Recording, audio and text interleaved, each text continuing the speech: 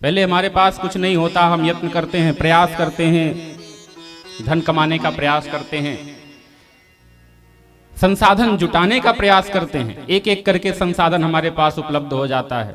पहले चलने के लिए कुछ नहीं था, आदमी पैदल चलता था, पैदल चलने में तकलीफ होने लगी, साइकिल ले लिया, फिर साइकिल चलाने में और मेहनत लगने लगी तो 2 पहिया वाहन ले लिया, धूप गर्मी बरसात से बचने के लिए 4 पहिया वाहन ले लिया। अब ये जो हम विकास की तरफ बढ़ रहे हैं, जिसे हम विकास का नाम देते, कहते नहीं हमने तो बहुत विकास कर लिया है, कि पहले साइकिल से 4 पहिया तक हम पहुंचे। क्यों वहां तक पहुंचे? साइकिल से 4 पहिया की आवश्यकता क्यों पड़ी? क्योंकि हमको साइकिल चलाने में तकलीफ हो रही थी, दुख हो रहा था ना, तो उसको दुख दूर करने के लिए हम लोग अन्यत्र संसाधन खोजते गए, संसाधन पाने का प्रयास करते गए। हर वो संसाधन पाने का हमने प्रयास किया जो हमारे सुखों में वृद्धि कर सके। और अंत में होता क्या है? जीवन भर ये पाने का प्रयास चलता रहता है, और कई लोग तो इसी पाने में ही पूरा जीवन व्यतीत कर देते हैं और हमेशा जीवन भर दुखी रह जाते हैं।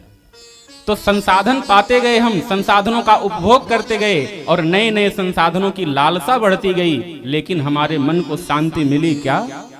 नहीं मिली, क्योंकि संसाधन के उपभोग करने से मन को शांति नहीं मिल सकती। आप साइकिल चलाने में तकलीफ थी, आप कार लेकर के आ गए, हो सकता है कि यात्रा करने में जो आपको कष्ट हो रहा था उससे आपको मुक्ति मिल जाए,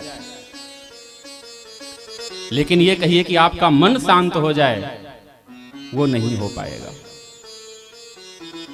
इस मन में लगातार चाह बनी रहेगी, नई नई संसाधनों के बारे में वो सोचेगा। यही 4 पहिया गाड़ी के बारे में हम सोचते हैं। 4 पहिया गाड़ी मिल जाता है, उसके बाद भी जीव संतुष्ट नहीं होता, मन संतुष्ट नहीं होता, क्योंकि फिर उसमें भी वो वैरायटी खोजता है। भाई यदि उद्देश्य ये था कि हमारी यात्रा आसान हो जाए तो 4 पहिया गाड़ी मिली तब तो हो जाना चाहिए था।